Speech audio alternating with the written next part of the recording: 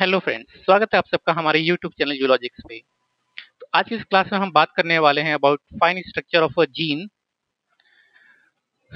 जैसा कि आपके सिलेबस का एक इम्पॉर्टेंट पार्ट है ये topic fine structure of a gene, तो हम समझेंगे जीन होता क्या है, जीन का जो स्ट्रक्चर है वो कैसा होता है, जीन का स्ट्रक्चर प्रोकैरियोट्स में कैसा होता है, यूकैरियोट्स में कैसा होता है, ये सब चीजें हमको समझनी है बेसिकली इस लेक्चर में, राइट।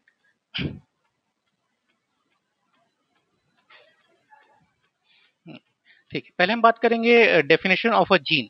ठीक है, जीन क्या है इसके बारे में बात करते हैं। So gene is basically a part of DNA or we can say specific sequence of DNA। तो आप देख सकते हैं specific sequence of DNA, ठीक है, sequence of DNA that contains the information required to produce a functional product। ठीक है, तो ये कुछ की वर्ड्स हैं इस डेफिनेशन में जो आपको ध्यान देना है कि जीन क्या है, डीएनए का सीक्वेंस है जो ऐसी इंफॉर्मेशन रखता है जो आवश्यक है to produce a functional product.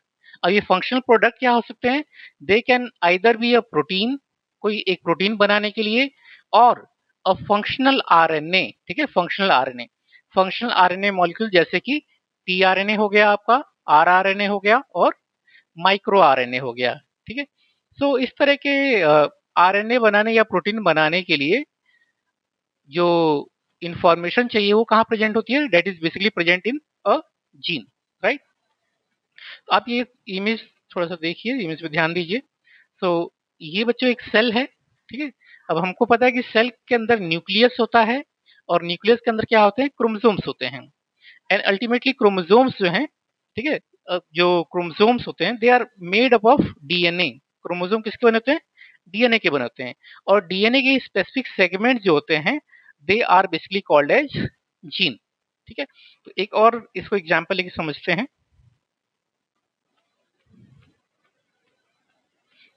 देखिए, मानिए कि दिस इज अ डीएनए। ठीक है, ये क्या है, डीएनए है, राइट। अब इस डीएनए में यहां से लेके यहां तक ये जो पार्ट है ये मानिए जीन टी है। ठीक है, यहां से लेके यहां तक जो एक पार्ट है इसको मान लीजिए हमने नाम दिया जीन एन। ठीक है, तो जीन जो है they are basically part of the DNA, DNA के ही स्पेसिफिक पार्ट है। ठीक है, ये पार्ट जीन है, ये पार्ट जीन है, बट ये वाला पार्ट जीन नहीं है। ऑल्दो ये भी डीएनए है but this is not a gene, right. तो जीन जो है सेगमेंट है डीएनए के ही, और इनके द्वारा ही जीन क्या करते हैं, इनके अंदर जो जानकारी है इसी से क्या बनता है, आरएनए बनता है। ठीक है, क्या बनेगा, आरएनए। ठीक है, एंड ये आरएनए बनने की प्रक्रिया क्या बोलते हैं, it is called as transcription. ठीक है, इस प्रोसेस को बोलेंगे ट्रांसक्रिप्शन, राइट। तो आरएनए बनेगा। अगर वो आरएनए जो बना है, if this RNA is mRNA, ठीक है, तो जीन से अलग अलग प्रकार के आरएनए बन सकते हैं, जैसे कि यहाँ लिखा हुआ है टीआरएनए, आरआरएनए, माइक्रो आरएनए या एमआरएनए या मैसेंजर आरएनए जिसे बोलते हैं। तो अगर एमआरएनए बना है then this RNA will be translated into a protein. ठीक है, एक प्रोटीन बन जाएगा इससे। तो दिस इज प्रोटीन। ठीक है, and this process of formation of protein from mRNA it is called as translation, right, translation. Clear है। So genes they are part of the DNA which result in formation of either RNA और protein. ठीक है, तो ये basically बात आपको समझनी है ना। कोई भी जो डीएनए का पार्ट है, ठीक है, मतलब ये वाला part this is also a part of DNA. ठीक है, यहाँ पे जो देख रहे हैं आप ये भी डीएनए है, ये भी DNA, but this part is gene, but this is not part of, this will not be called a gene. तो जीन जो है वो डीएनए का पार्ट होने के साथ साथ उसमें क्या होनी चाहिए, कुछ मुख्य उसकी विशेषताएं होनी चाहिए। ठीक है, तभी उसको हम जीन मानेंगे वरना नहीं मानेंगे। तो पहली विशेषता क्या है कि इट शुड बी हेरिटेबल। ठीक है, हेरिटेबल मतलब कि वो माता पिता से उनके बच्चों में पास हो, अगली जनरेशन में पास हो। ठीक है, उसको बोलेंगे हेरिटेबल। दूसरा, it should express itself, expressible, वो जो जीन है अपने आप को एक्सप्रेस करे। एक्सप्रेस करने का मतलब है कि उस जीन से या तो एमआरएनए बने या कोई और आरएनए बने या फिर फर्दर प्रोटीन बने, ठीक है। तो उसको बोलते हैं एक्सप्रेसिबल। तो हेरिटेबल होना चाहिए जीन को, एक्सप्रेसिबल होना चाहिए, plus gene should be changeable. Changeable मतलब जीन के अंदर क्या हो, बदलाव हो, ठीक है। तो ये बदलाव जो होता है जीन में, it is called as mutation. Genes में होने वाले बदलाव को क्या कहलाता है, कहा जाता है म्यूटेशन कहा जाता है, राइट। तो ये तीनों कैरेक्टर जो हैं, फीचर्स जो हैं, किसी डीएनए के पार्ट में है, then that part of DNA will be called as gene. अगर उसमें ये तीनों कैरेक्टर नहीं तो उसको क्या बोलेंगे, it is just a DNA but not a gene, right. आगे मूव करते हैं। हाँ, अब हम बात करेंगे gross structure of a gene, ठीक है। तो एक सतही स्तर या थोड़ा सा you can say broad level पे जीन के स्ट्रक्चर को समझेंगे कि जीन में कौन कौन से उसके पार्ट्स होते हैं, ठीक है। तो कोई जो जीन है बच्चों, एक पहले हम डायग्राम ड्रॉ करते हैं थोड़ा सा। So this is simple diagram of a gene.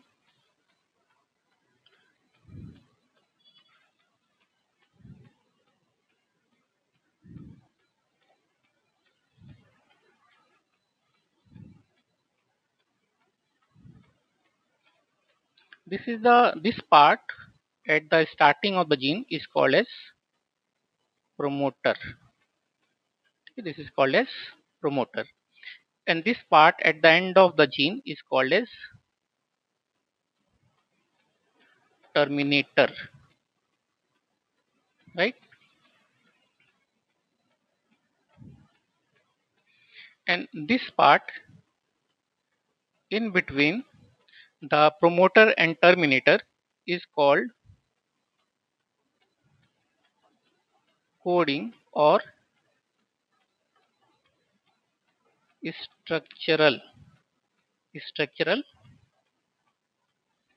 part, right? So this whole is a gene. ये पूरा क्या है, एक जीन है, ठीक है।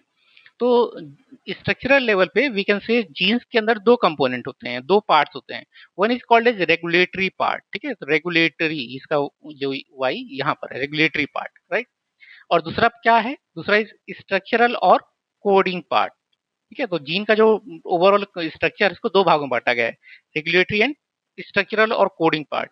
तो जो आप प्रोमोटर देख रहे हैं, प्रोमोटर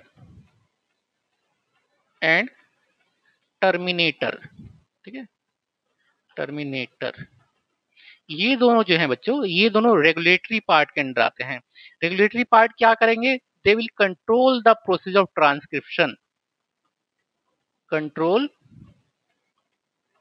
प्रोसेस ऑफ ट्रांसक्रिप्शन, ठीक है। तो ट्रांसक्रिप्शन की प्रक्रिया को कंट्रोल करना, रेगुलेट करना is the function of regulatory part. तो रेगुलेटरी पार्ट में एक प्रोमोटर आता है, दूसरा क्या आता है, टर्मिनेटर आता है, ठीक है। इनका पहले फंक्शन देख लेते हैं। जो प्रोमोटर है which is present at the starting of a gene, promoter का काम क्या है, यहाँ पे इस पर्टिकुलर लोकेशन पे आरएनए पॉलीमरेज बाइंड करता है, ठीक है। It is the binding site, binding site for RNA polymerase, RNA polymerase, ठीक है, binding site for RNA polymerase. तो आरएनए पॉलीमरेज वो एंजाइम है बच्चों जो क्या करता है, आरएनए का सिंथेसिस करता है, ट्रांसक्रिप्शन करता है, ठीक है। तो RNA polymerase will come and bind on the this promoter, ठीक है। तो ये फंक्शन है प्रोमोटर का। टर्मिनेटर साइट जो होता है which is present at the end of the gene, यहाँ पे क्या होता है, यहाँ पर जब पॉलीमरेज पहुंचता है तो जो ट्रांसक्रिप्शन की प्रक्रिया है वो एंड हो जाती है। सो यहाँ पे क्या होता है, एंड ऑफ ट्रांसक्रिप्शन, ठीक है, एंड ऑफ ट्रांसक्रिप्शन, राइट। और जो ये तो हो गया आपका रेगुलेटरी पार्ट के बारे में कि रेगुलेटरी पार्ट में क्या क्या है, उनके क्या फंक्शन है। फिर सेकेंड कंपोनेंट है जीन का स्ट्रक्चरल या कोडिंग पार्ट, ठीक है, कोडिंग। तो स्ट्रक्चरल या कोडिंग पार्ट जो है ये क्या करता है कि इसके अंदर जो इन्फॉर्मेशन है उस इन्फॉर्मेशन से बेसिकली आपका वो इन्फॉर्मेशन कॉपी होती है या उसके कंप्लीमेंट्री आरएनए बनता है। ठीक है, तो आरएनए पॉलीमरेज क्या करेगा, जो इन्फॉर्मेशन इस कोडिंग पार्ट में है, तो फॉर एग्जाम्पल अगर यहाँ पर मान लीजिए ए है, यहाँ टी है, यहाँ जी है, यहाँ सी है। ठीक है, हम एक एग्जाम्पल ले रहे हैं।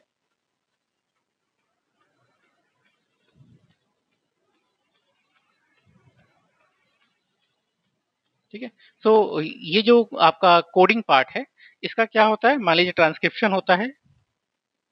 ठीक है, इसका अगर ट्रांसक्रिप्शन होगा तो जो एमआरएनए बनेगा या आरएनए बनेगा, अगर यहाँ पे ए है तो this will become you.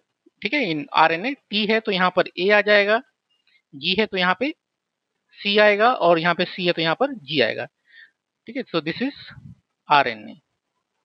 Right, तो कोडिंग पार्ट जो है उसका जो इंफॉर्मेशन है, ठीक है, उसका इंफॉर्मेशन कॉपी करके ही आरएनए पॉलीमरेज क्या करता है, आरएनए का निर्माण करता है। तो कोडिंग पार्ट और structural part act as template, एक टेम्पलेट के रूप में कार्य करता है for the formation of RNA. ठीक है, so this is the like gross structure of gene. तो जीन में एक रेगुलेटरी पार्ट होंगे और कोडिंग या स्ट्रक्चरल पार्ट होगा। ठीक है, आगे मूव करते हैं। So next we will look at the structure of gene in prokaryotes. ठीक है, तो थोड़ा सा और हम इसमें डेप्थ में जाएंगे और जीन का स्ट्रक्चर जो है प्रोकैरियोट्स में कैसा होता है, प्रोकैरियोट्स। ठीक है, आप सबको पता होना चाहिए कि प्रोकैरियोट्स क्या होते हैं। प्रोकैरियोट्स और बैक्टीरिया। ठीक है, बैक्टीरिया, तो आपने प्रोकैरियोटिक यूकैरियोटिक सेल्स पढ़ेंगे, तो all the bacteria they are called prokaryotes. Right, so prokaryotes में बैक्टीरिया में बच्चों जो जीन है, उस जीन जीन का दूसरा नाम क्या है, ऑपेरॉन। प्रोकैरियोटिक जीन को ही क्या कहा जाता है, ऑपेरॉन। यूकैरियोट के जीन को ऑपेरॉन नहीं कहते, केवल बैक्टीरिया या प्रोकैरियोट के जीन को ही ऑपेरॉन कहेंगे। ठीक है, तो ऑपेरॉन समझने के लिए पहले आपको ये जो डायग्राम ड्रॉ किया गया है इसको समझना है।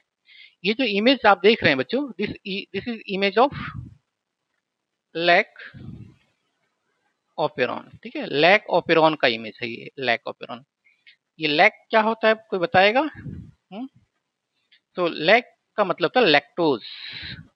लैक मतलब लैक्टोज, और लैक्टोज क्या है, लैक्टोज एक डाइसेक्राइड है, डाइसेक्राइड। ठीक है, एक तरह का कार्बोहाइड्रेट है। लैक्टोज एक तरह का कार्बोहाइड्रेट है which is also called as milk sugar. इसको कॉमनली क्या कहा जाता है बच्चों, इसको मिल्क शुगर भी कहा जाता है। ठीक है, तो अब लैक ऑपरेंड करता क्या है उसको समझते हैं। तो मानिए एक बैक्टीरिया है। ठीक है, एक बैक्टीरिया है जो एक कहीं पानी में पड़ा हुआ है। ठीक है, दिस इज बैक्टीरिया। ये इसका क्रोमोसोमल डीएनए है,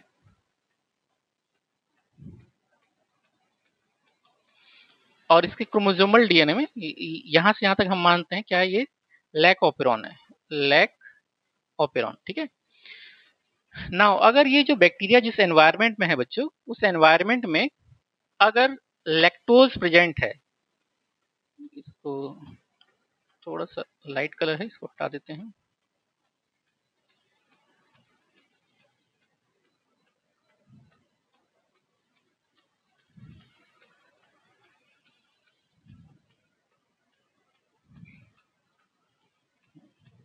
ठीक है, अच्छा, हाँ, अगर लैक्टोज पड़ा है इसके एनवायरनमेंट में, सो this is lactose the disaccharide या मिल्क शुगर। तो अगर इसी बैक्टीरिया डिटेक्ट करता है कि इसके एनवायरनमेंट में आसपास लैक्टोज है, देन व्हाट विल हैपन, ये जो लैक ऑफ ऑपेरॉन है बच्चों, ये एक्टिवेट हो जाएगा। और लैक ऑपेरॉन के एक्टिवेट होने के कारण क्या होगा कि जो ये लैक्टोज है, it will start entering inside the bacterial cell. ठीक है, तो लैक्टोज क्या करेगा, बैक्टीरिया सेल के अंदर एंटर करेगा। बैक्टीरिया क्या करेगा, फिर इस लैक्टोज का ब्रेक डाउन करेगा। ठीक है, ब्रेक डाउन करेगा, और ब्रेक डाउन करके क्या करेगा, उससे फिर एनर्जी उत्पन्न होगी जिसको वो यूटिलाइज करेगा। राइट, जिस प्रकार हमको ग्लूकोज की आवश्यकता पड़ती है एनर्जी के लिए, वैसी लैक्टोज का ब्रेक डाउन करके बैक्टीरिया क्या करेगा, एनर्जी प्रदान करेगा। और इस लैक्टोज का ब्रेकडाउन कैसे होगा, लैक ऑपरॉन के द्वारा होगा। ठीक है, अब जो लैक ऑपरॉन है इसकी खास बात क्या है, देखिए इसमें प्रोमोटर है, प्रोमोटर ऑलरेडी हमने समझ लिया है क्या होता है। इसमें एक और एडिशनल साइड है जिसे बोलते हैं ऑपरेटर। ठीक है, ऑपरेटर यहाँ कहीं इसका मान लीजिए टर्मिनेशन साइट होगा। ठीक है, वो बहुत इंपॉर्टेंट नहीं है, ये टर्मिनेटर साइट है, टर्मिनेटर। ठीक है, तो यहाँ इंपॉर्टेंट बात क्या है बच्चों समझने की, देखिए ये जो लैक ऑपरन है यहाँ पे प्रोमोटर एक है, लेकिन जीन कितने हैं, तीन है। लैक जेड ये एक जीन है, लैक वाई और लैक ए। ठीक है, तो सिंगल प्रोमोटर है, बट ये सिंगल प्रोमोटर क्या कर रहा है, तीन अलग अलग प्रकार के जीन्स को रेगुलेट कर रहा है। ठीक है, तो ऑपेरॉन जो है, ऑपेरॉन वर्ड इसको हम डिफाइन कैसे करते हैं, so we can say operon is cluster. ठीक है, cluster of functionally related genes, cluster of functionally related genes under control of a single promoter। ठीक है, ये डेफिनेशन है आपका ऑपेरॉन का। तो ऑपेरॉन जीन्स का एक क्लस्टर है, क्योंकि तीन जीन है साथ में है, तो ये क्या एक तरह का क्लस्टर, एक तरह का झुंड है कह सकते हो। और ये जीन्स कैसे हैं, दे आर फंक्शनली रिलेटेड, मतलब इन जीन्स का कार्य क्या है, आपस में रिलेटेड है। ठीक है, तो जब ये तीनों एक साथ एक्टिव होंगे तभी कार्य हो पाएगा लैक्टोज का एंट्री और ब्रेकडाउन का। ठीक है, और ये तीनों एक सिंगल प्रोमोटर से कंट्रोल हो रहे हैं, राइट। तो इस तरह के अगर जीन का स्ट्रक्चर पाया जाता है then it is called as operon. ये कुछ वैसे ही कि मान लीजिए एक कमरे में तीन बल्ब हैं और उन तीन बल्ब को ऑन या ऑफ करने के लिए एक सिंगल स्विच है। ठीक है, तो आप सिंगल बटन दबाएंगे और सारे के सारे बल्ब ऑन हो जाएंगे, उसको बंद करेंगे तो सारे के सारे बल्ब एक साथ ऑफ हो जाएंगे। ठीक है, तो कुछ वैसे ही है, तो ऑपेरॉन इसको बोलते हैं ऑपेरॉन। तो बैक्टीरिया में जो जीन्स होते हैं they are present as operon. तो यहाँ पे तो तीन जीन्स दिखाए गए हैं, operons can have 2 to 10 genes. ठीक है, कुछ ऑपरॉन्स में 2 से 10 जीन्स भी हो सकते हैं, right. So this is about the operon. कुछ और इंपॉर्टेंट बातें ऑपेरॉन के बारे में समझनी है हमको। ठीक है, तो इसको डिस्कस करने से पहले एक चीज जान लीजिए कि जो ऑपेरॉन है, फर्स्ट लैक ऑपेरॉन, जो लैक ऑपेरॉन है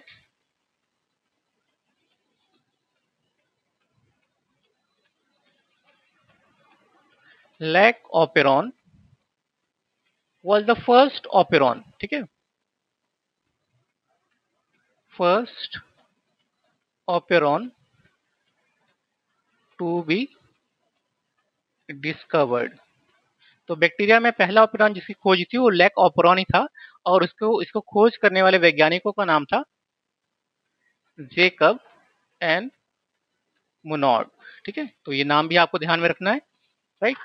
अब हम समझते हैं कि ये जो लैक ऑपेरॉन या ऑपेरॉन जो है बैक्टीरिया में ही क्यों पाया जाता है और उसका बैक्टीरिया के लिए क्या फायदा है। ठीक है, तो बेनिफिट्स ऑफ ऑपेरॉन। तो पहला बेनिफिट क्या है कि इकोनोमाइजेशन ऑफ डीएनए।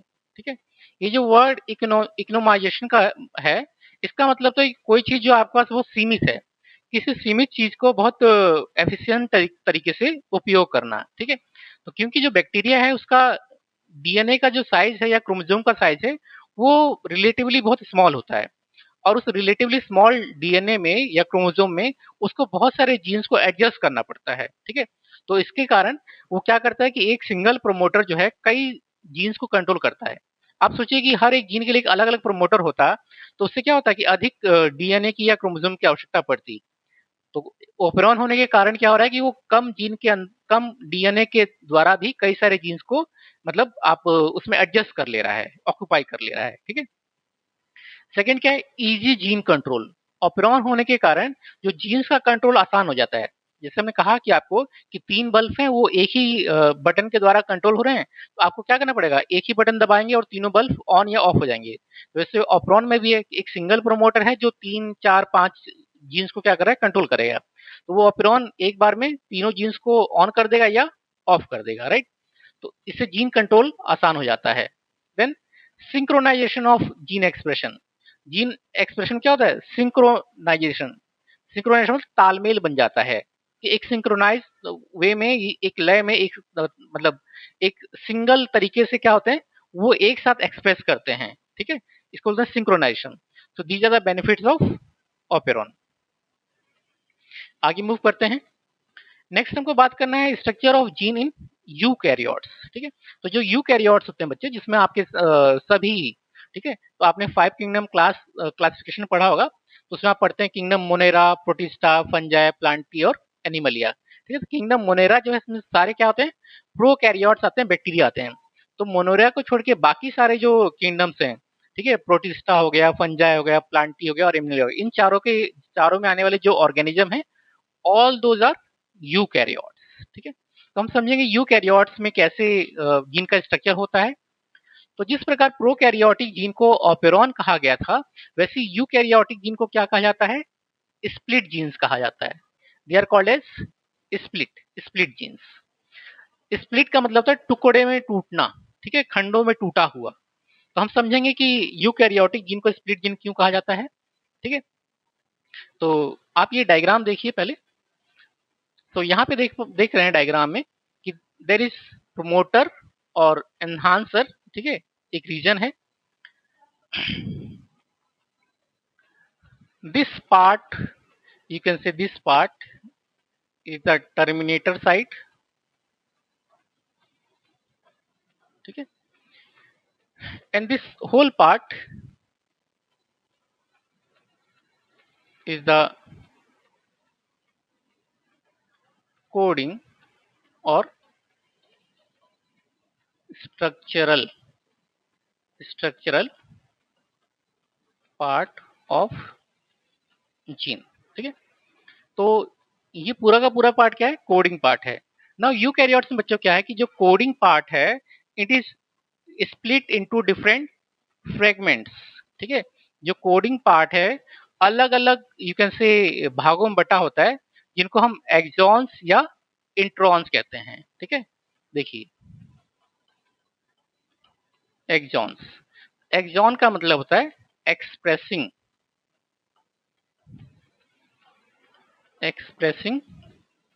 पार्ट, ठीक है।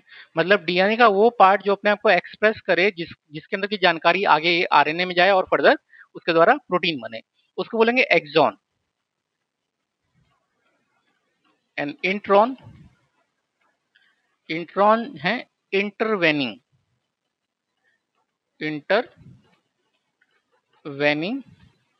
पार्ट। इंटरवेनिंग का मतलब जो इंटरवीन करता है, ठीक है, जो हस्तक्षेप करता है या जो बिना आवश्यकता के वहां पे पड़ा हुआ है। तो इंट्रॉन्स डीएनए के वो सेगमेंट हैं जो जिनसे आगे आरएनए बनेगा और उनकी जानकारी से प्रोटीन बनता है। बट इंट्रॉन जो है, इनकी इंफॉर्मेशन जो है केवल आरएनए तक तो जाएगी, बट इनकी इंफॉर्मेशन से कोई प्रोटीन का निर्माण नहीं होगा, ठीक है। इसलिए इसको इंटरवीनिंग पार्ट कहा गया इंट्रॉन्स को। तो जो कोडिंग पार्ट है वो एक्सॉन इंट्रॉन में इस तरह टूटा रहता है, इसलिए इसको क्या नाम दिया गया है, स्प्लिट जीन, ठीक है, टूटा हुआ जीन कह सकते हैं, राइट। सो यूकैरियोट्स में जो जीन है बेसिकली इस तरह रहता है। और एक चीज और, यहाँ पे जो ये प्रमोटर है क्या कर रहा है, ये पूरा का पूरा यहाँ से लेके यहाँ तक ये केवल एक सिंगल जीन है, वन जीन, ठीक है।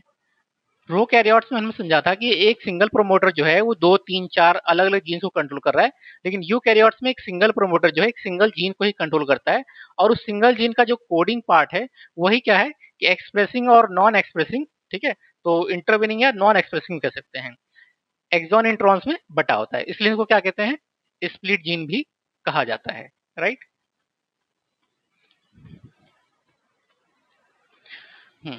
अब हम समझेंगे कि जो स्प्लिट जीन कंडीशन है यूकैरियोट्स में, इसके क्या बेनिफिट्स हो सकते हैं। तो पहला बेनिफिट है introns can act as mutational buffer, ठीक है। इंट्रॉन्स जो है म्यूटेशनल बफर के रूप में कार्य करते हैं। अब म्यूटेशनल बफर क्या होता है, देखिए म्यूटेशन का मतलब था change in DNA, change in DNA, ठीक है, और रैंडम चेंज इन डीएनए। तो जो डीएनए है हमारा जीन है उसमें चेंज आते रहते हैं ड्यू टू मेनी रीजंस, ठीक है। There can be like radiation के कारण, केमिकल के कारण, वायरसेस के कारण म्यूटेशन डीएनए में या जीन में होते रहते हैं। तो जो इंट्रॉन है वो म्यूटेशनल बफर की तरह कार्य करते हैं। और बफर आपने केमिस्ट्री में पढ़ा होगा कि बफर क्या होते हैं, ऐसे सोल्यूशन होते हैं जो पीएच में इंक्रीज को या डिक्रीज को टॉलरेट करते हैं। ठीक है, तो पीएच को ना बहुत ज्यादा बढ़ने देते ना बहुत ज्यादा घटने देते, उनको बफर्स कहा जाता है। तो बेसिकली इंट्रॉन्स जो है बच्चे, ठीक है, देखिए हम थोड़ा सा पिछली स्लाइड में जा रहे हैं। तो जो ये इंट्रॉन्स वाले रीजन है ये म्यूटेशनल बफर की तरह कार्य करते हैं।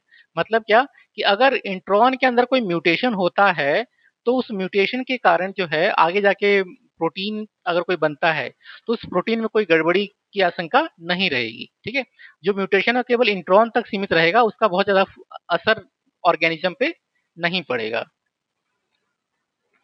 फिर अगला इसका बेनिफिट है कि exon shuffling result in gene diversity. ठीक है, एक्सॉन सफलिंग के कारण क्या होता है कि जीन की डाइवर्सिटी बढ़ जाती है। एक्सॉन सफलिंग क्या है समझ लीजिए। सफलिंग का मतलब होता है जैसे आप देखेंगे कि जो ताश के पत्ते होते हैं, कोई ताश अगर खेलता है व्यक्ति तो काट को क्या करता है, सफल करता है। ठीक है, हिंदी में फेंटता है, राइट।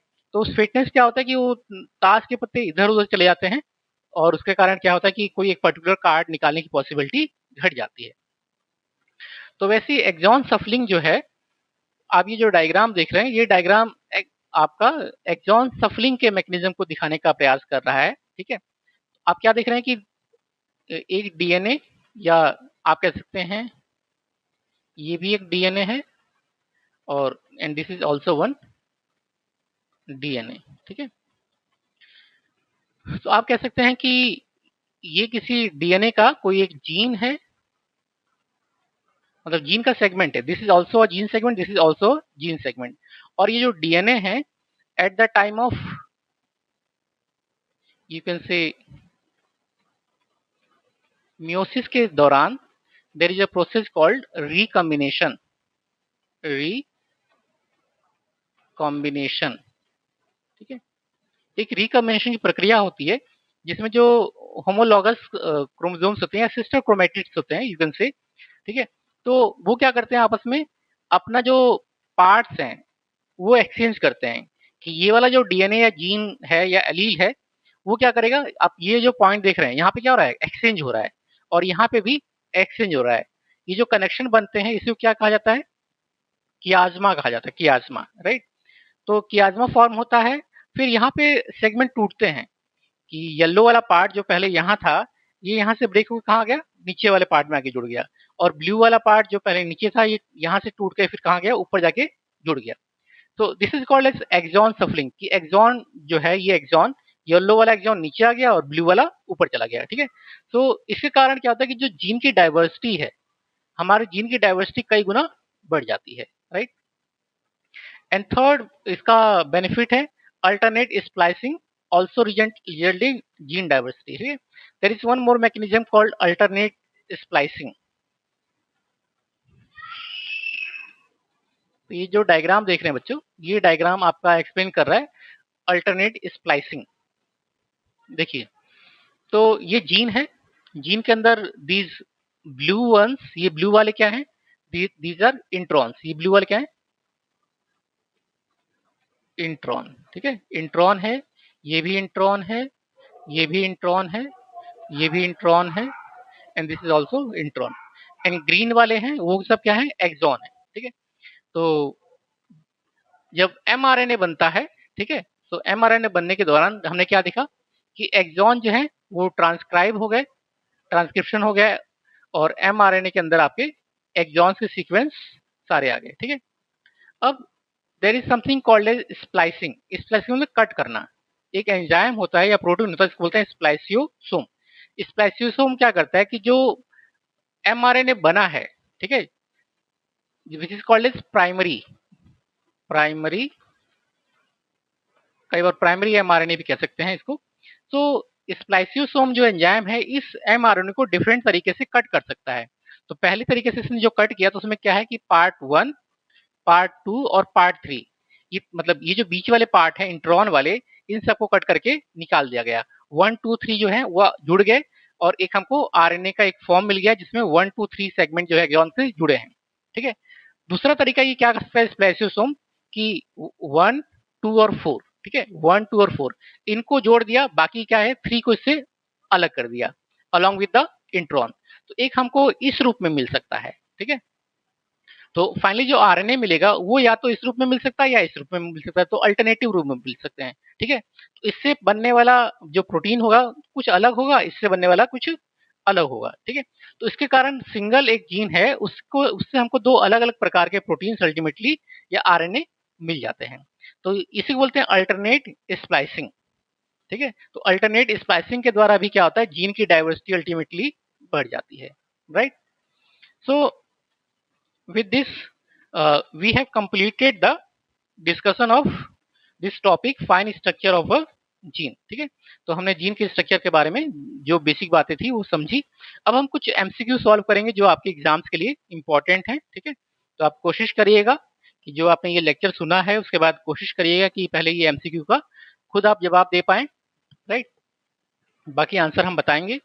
तो क्वेश्चन 1 है which of the following is the primary function of promoter region of a gene. जो जीन है उसके प्रोमोटर का प्राइमरी फंक्शन क्या है, मेन कार्य क्या है। तो आप पहले कोशिश करो आंसर बताने का। सोचिए क्या आंसर हो सकता है इसका। हुँ? तो प्रोमोटर क्या ट्रांसलेशन ऑफ एमआरएनए करता है? नहीं करता, गलत है, ठीक है। Binding site for RNA polymerase, this is the right answer, ठीक है। तो जैसा हमने बताया था प्रोमोटर क्या है, प्रोमोटर वो साइट है जीन में जहां पे आरएनए पॉलीमरेज बाइंड करता है, ठीक है। ये भी नहीं होगा और ये भी नहीं होगा। The operator region is an essential regulatory element in, ठीक है।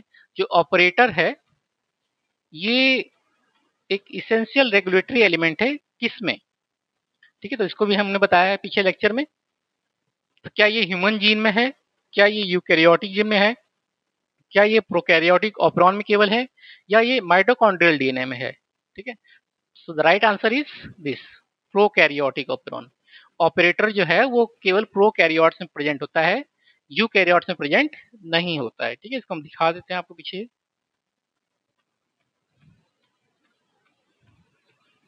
तो देखिए ऑपरॉन है, ऑपरॉन में क्या प्रेजेंट है, ऑपरेटर।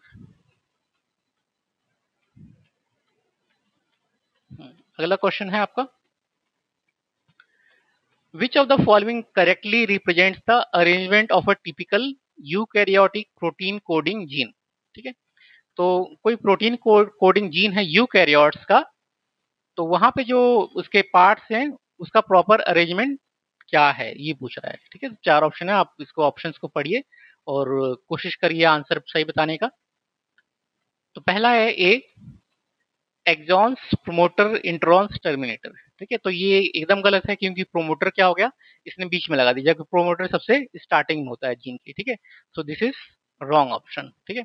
बी कह रहा है प्रोमोटर, ठीक है, प्रोमोटर ठीक है, पहले प्रोमोटर ही होता है। फिर एक्सॉन्स एंड इंट्रॉन्स, ये भी ठीक है कि एक्सॉन्स रहेंगे इंट्रॉन्स रहेंगे, और लास्ट में टर्मिनेटर रहेगा, ठीक है। तो ये ठीक है, बाकी हम बाकी ऑप्शन देख लेते हैं। सी टर्मिनेटर कह रहा है, टर्मिनेटर सबसे एंड में होता है, ठीक है, तो ये गलत हो जाएगा। डी कह रहा है इंट्रॉन्स प्रोमोटर, फिर प्रोमोटर को बीच में कर दिया तो मतलब ये भी गलत। So right option is this B one. Fourth है enhancers are the DNA sequences that, enhancers जो हैं ऐसे डीएनए मतलब सीक्वेंस हैं जो कि, अब ये एनहांसर्स क्या करते हैं, तो जैसे कि इसके नाम में ही वर्ड में क्या है एनहांस, एनहांस से बना है एनहांसर्स। एनहांस मतलब बढ़ा देना, किसी को इंक्रीज कर देना, ठीक है। तो टर्मिनेट द ट्रांसक्रिप्शन, क्या वो प्रक्रिया को टर्मिनेट करेंगे, तो गलत, ठीक है। तो कई बार बच्चों आपको मान लीजिए किसी चीज के बारे में बहुत पता भी नहीं है, तो आप उसके वर्ड पे ध्यान देंगे, तो वर्ड को अगर ध्यान से आप पढ़ेंगे समझेंगे तो आप उसको राइट आंसर भी ढूंढ लेंगे। एमसीक्यू में यही होता है कि अगर आपके सामने आंसर पड़ा होता है, ठीक है, क्वेश्चन आपको दिया गया है, आंसर आपके सामने पड़ा हुआ है, आपको नहीं पता राइट आंसर, लेकिन आप लॉजिक लगा के दिमाग लगा के सही आंसर खोज सकते हैं, ठीक है। तो पहला ऑप्शन नहीं होगा। फिर कह रहा है increase the rate of gene transcription by interacting with transcription factors. तो अब यहाँ पे इंक्रीज आ गया, इंक्रीज, तो एनहांस मतलब इंक्रीज होता है और इंक्रीज आ भी रहा है, तो ये ठीक हो सकता है। बाकी हम सी ऑफ डी पढ़ते हैं। सी कह रहा है एनकोड राइबोसोमल आरएनए। अब राइबोसोमल आरएनए को एनकोड करना, इसमें कोई इंक्रीज करना एनहांस करने वाली बात है ही नहीं, फिर remove introns from pre mRNA. अब यहाँ पे रिमूव कह रहा है तो ये भी कुछ मतलब एनहांस करने वाली बात है ही नहीं, सो राइट आंसर इज बी। ठीक है, तो ये सही अब आंसर है। नेक्स्ट क्वेश्चन है बच्चों, विच of the following is not transcribed into RNA. ठीक है, तो ये कुछ सेगमेंट दिए गए हैं जीन के, तो कह रहा है कि इसमें से कौन सा सेगमेंट ऐसा है जो आरएनए में ट्रांसक्राइब नहीं होता, मतलब ट्रांसक्रिप्शन के दौरान वो जो पार्ट है उसका मतलब आरएनए में ट्रांसक्राइब नहीं होता है। ठीक है, तो एक्सॉन को हमने बताया था एक्सप्रेसिंग पार्ट है, ये होता है। ठीक है, इंट्रॉन इंटरवीनिंग पार्ट है, राइट। तो जब ट्रांसक्रिप्शन होता है तो इंट्रॉन जो है उसका पार्ट भी क्या होता है, ट्रांसक्राइब होता है। ठीक है, बट जब प्रोटीन बनता है उस दौरान उसका कोई यूज नहीं होता, इंट्रॉन को हटा दिया जाता है। कोडिंग सीक्वेंस ये होता है। प्रोमोटर बच गया। ठीक है, तो प्रोमोटर वो पार्ट है जीन का जो ट्रांसक्राइब नहीं होता है, प्रोमोटर पे केवल आरएनए पॉलीमरेज बाइंड करेगा, उसका ट्रांसक्रिप्शन नहीं होता है। अगला प्रश्न है बच्चों, विच component of a eukaryotic gene remains in the mature mRNA after RNA processing. ठीक है, तो यूकैरियोटिक जीन का कौन सा ऐसा पार्ट है, ठीक है, जो मैच्योर आरएनए में रह जाता है इवन आफ्टर आरएनए प्रोसेसिंग। ठीक है, तो आरएनए प्रोसेसिंग के बाद भी कौन सा पार्ट उसमें रह जाता है एमआरएनए में। देखिए, तो पहला है प्रोमोटर। अब प्रोमोटर का तो ट्रांसक्रिप्शन होता ही, प्रोमोटर तो ट्रांसक्राइब नहीं होता, तो ये आंसर नहीं होगा। ठीक है, फिर बच गया इंट्रॉन।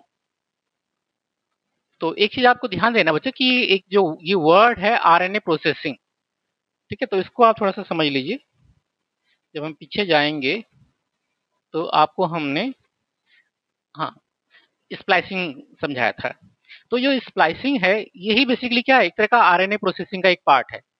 ठीक है, तो यूकैरियोट का जब ट्रांसक्रिप्शन होता है आरएनए, या प्राइमरी ट्रांसक्रिप्ट बोलते हैं या प्राइमरी आरएनए बोल दीजिए, जब बनता है तो हमने बताया कि चाहे इंट्रॉन हो चाहे एक्सॉन हो, सबकी इंफॉर्मेशन क्या हो जाएगी, कॉपी हो जाएगी। ठीक है, पहले क्या होता है कि इंट्रॉन भी ट्रांसक्राइब हो जाएगा और एक्सॉन भी, दोनों ट्रांसक्राइब हो जाएंगे और आरएनए बन जाएगा। फिर जो स्प्लाइसियोसोम आएगा वो क्या करेगा, इंट्रॉन्स को कट करके हटा देगा। ठीक है, तो जो इंट्रॉन वाले पार्ट हैं वो सारे के सारे रिमूव हो जाएंगे और फाइनली क्या बच जाएगा, केवल एक्सॉन। जो फाइनल आरएनए बना है उसमें क्या रहेगा, केवल एक्सॉन का ही पार्ट रहेगा, इंट्रॉन का कोई पार्ट नहीं रहेगा। ठीक है, अब क्वेश्चन पे वापस जाते हैं। ठीक है, एक बार दोबारा क्वेश्चन समझिए कि विच component of a eukaryotic gene remains in the mature mRNA after processing. ठीक है, तो मैच्योर एमआरएनए में कौन सा पार्ट जीन का रह जाता है। ठीक है, तो प्रोमोटर नहीं रहता, इंट्रॉन नहीं रहता, ऑपरेटर नहीं रहता, बचा क्या, एक्सॉन। ठीक है, तो एक्सॉन ही अल्टीमेटली मैच्योर एमआरएनए में रह जाता है। अगला प्रश्न बच्चों, in the lac operon the operator function as. अब लैक ऑपेरॉन में ऑपरेटर एक साइट थी, ठीक है, प्रोमोटर के साथ देयर वाज ऑपरेटर, उसका फंक्शन क्या है। ठीक है, वहां पे हम नहीं बता पाए, बट आप इस क्वेश्चन समझ जाएंगे कि ऑपरेटर का फंक्शन क्या है। तो पहला पॉइंट है कि operator is the binding site for RNA polymerase. क्या वो आरएनए पॉलीमरेज का बाइंडिंग साइट है, नहीं। आरएनए पॉलीमरेज का बाइंडिंग साइट क्या है, प्रोमोटर है, प्रोमोटर, ऑपरेटर नहीं है। Binding site for repressor protein, ठीक है, इसको अभी रोक के चलते हैं, सी पढ़ लेते हैं, साइट फॉर राइबोसोम अटैचमेंट। अब ये राइबोसोम का यहाँ पे कोई कार्य नहीं, राइबोसोम जो है उनकी आवश्यकता ट्रांसलेशन पड़ती है, ट्रांसक्रिप्शन में नहीं पड़ती है, तो ये ऑप्शन गलत होगा। Coding region for beta galactosidase, मतलब जो ऑपरेटर है वो बीटा गैलेक्टोसाइडेज जो कि एक एंजाइम है या प्रोटीन है उसका कोडिंग रीजन है, ये पॉइंट भी एकदम गलत है, क्योंकि बीटा गैलेक्टोसाइडेज को कोड कौन करेगा, वो उसको कोड करने वाला जीन है। ठीक है, तो क्या बचता है आपका, option B is the correct, binding site for the repressor protein. तो ऑपरेटर जो जगह है वहां पे क्या होता है, कुछ रिप्रेसर प्रोटीन होते हैं जो बाइंड करते हैं। ठीक है, जब रेगुलेशन ऑफ जीन एक्सप्रेशन हम पढ़ेंगे तब इसको और डेप्थ में समझेंगे। अगला क्वेश्चन है, which of the following gene is not a structural gene of the lac operon. ठीक है, तो दिए गए में से कौन सा जो है लैक ऑपेरॉन का स्ट्रक्चरल जीन नहीं है। तो आपको बताया गया था lac operon there are 3 genes in lac operon, lac Z, Y और ए। ठीक है, तो लैक आई जो है ये स्ट्रक्चरल जीन नहीं है। ठीक है, ऑल्दो इसमें लैक लिखा है, लैक आई, बट ये स्ट्रक्चरल जीन नहीं है, एक रेगुलेटरी जीन है जो लैक ऑपरॉन को रेगुलेट करता है। राइट, तो इसके साथ ही हमारा ये लेक्चर जो है कंप्लीट हो गया है। तो हमने fine structure of gene discuss किया। ठीक है, तो आप वीडियो को लाइक करें, शेयर करें, सब्सक्राइब करें। Thank you.